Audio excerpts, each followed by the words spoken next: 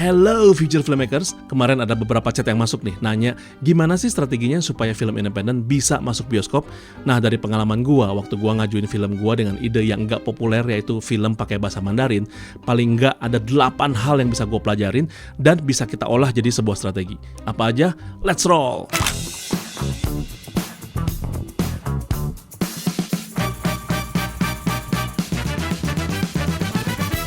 So, future filmmakers, ketika film perdana gua Silent Heroes yang film berbahasa Mandarin dan mengangkat tema barongsai itu gua ajuin ke bioskop, banyak orang tuh komentar bahwa film kayak gitu tuh nggak akan laku di Indonesia dan bakal susah dapat tanggal tayang di bioskop.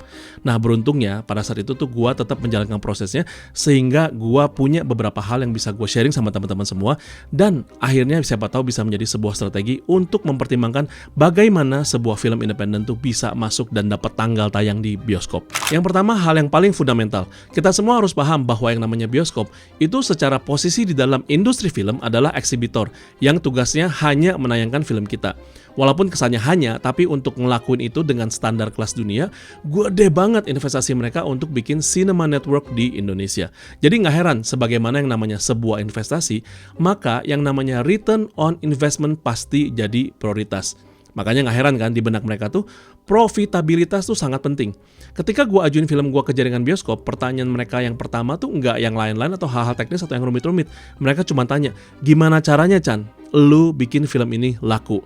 Karena masa pertarungan sebuah film di bioskop itu tuh hanya hitungan hari. Sedangkan proses kita untuk bikin satu film itu bisa berbulan-bulan atau bahkan bertahun-tahun. Yang kedua, masih soal bioskop sebagai eksibitor. Nah, walaupun mereka institusi bisnis, tapi mereka tuh punya dukungan moral untuk film-film yang berprestasi. Nah, film gue Silent Heroes waktu itu adalah satu-satunya film bernominasi FFI yang belum tayang di bioskop. Jadi ketika film gue masuk nominasi, pihak bioskop tuh langsung nelfon gue dan menawarkan tanggal tayang. Masih ingat banget waktu itu gue lagi santai ngobrol sama temen gue di Dunkin Donuts Hayamuruk Jakarta, tiba-tiba pihak bioskop nelfon gue dan memberikan alternatif untuk penayangan film. Nah, waktu tanggal tayang filmnya gue umumin keluar, ada satu teman gue dari sebuah PH yang telepon gue bilang bahwa Chan, kok bisa dapat tanggal tayang sedangkan film gue tuh udah nunggu 1 tahun loh. Yang ketiga, akhirnya gue belajar. Salah satu strategi untuk bisa dapetin tanggal tayang adalah jalan muter dengan cara bikin film kita berprestasi dulu. Apakah itu memang di ajang-ajang festival film nasional atau bahkan internasional. Sehingga ketika film itu diajuin ke bioskop, maka potensi dapetin tanggal tayang tuh jelas lebih besar daripada film-film yang nggak dikenal. Yang keempat, kalau memang film kita mau masuk bioskop, maka nggak bisa dipungkirin lagi kita harus pasang pemain populer di film kita. Logikanya, semakin banyak pemain populer, maka semakin luas juga publisitas dari film itu.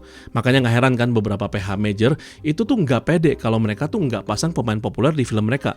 Karena yang dipikirin bukan cuman kualitas acting, tapi juga masa. Kita bisa ikutin strategi Netflix yang misalnya masang 1 orang pemain populer atau 2 pemain populer sebagai supporting actor, tapi juga memasang pemain-pemain baru untuk main role. Nah, sekali lagi gue juga mau ingetin sama teman-teman semua, jangan sampai terjebak dengan pemikiran bahwa kalau kita udah pasang pemain populer maka semuanya udah beres. Ingat, tetap ceritalah yang bikin film itu berbekas di hati penonton. Yang kelima, lagi-lagi kalau memang film kita untuk tayang di bioskop, dari awal tuh kita udah harus pikirin yang namanya anggaran dan strategi promosi.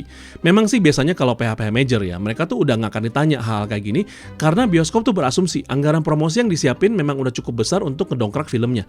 Terus gimana kalau kita independen yang nggak punya budget untuk promosi?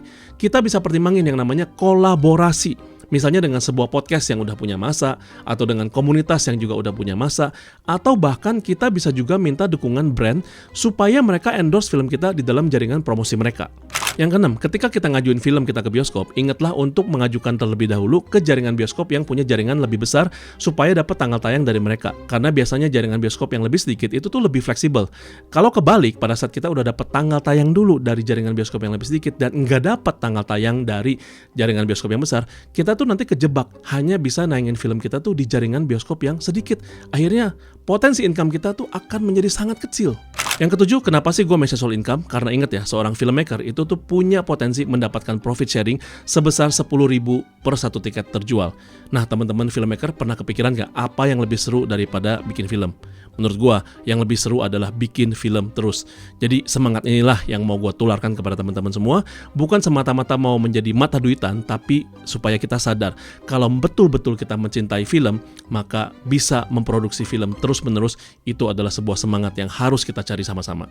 Yang kedelapan, sama seperti apa yang pernah ditanya oleh seorang produser senior kepada gue waktu itu. Dia bilang, Chandra, kamu tuh mau jadi seorang filmmaker komersil atau mau menjadi filmmaker festival?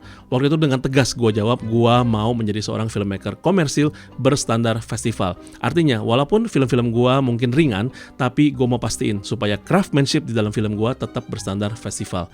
Nah, pertanyaan ini juga yang gue mau share sama teman-teman future filmmaker semua, karena supaya kita bisa nentuin bagaimana langkah kita menuju ke depan pada saat kita berkarya. Nah, jadi film perdana saya itu sekaligus itu menjadi bukti dari apa yang saya pelajarin dan apa yang saya lewatin, bagaimana sebuah film independen dengan konsep yang mungkin nggak populer, itu punya potensi untuk dapat tanggal tayang di bioskop. So, future filmmakers, keep learning, keep shooting, and action!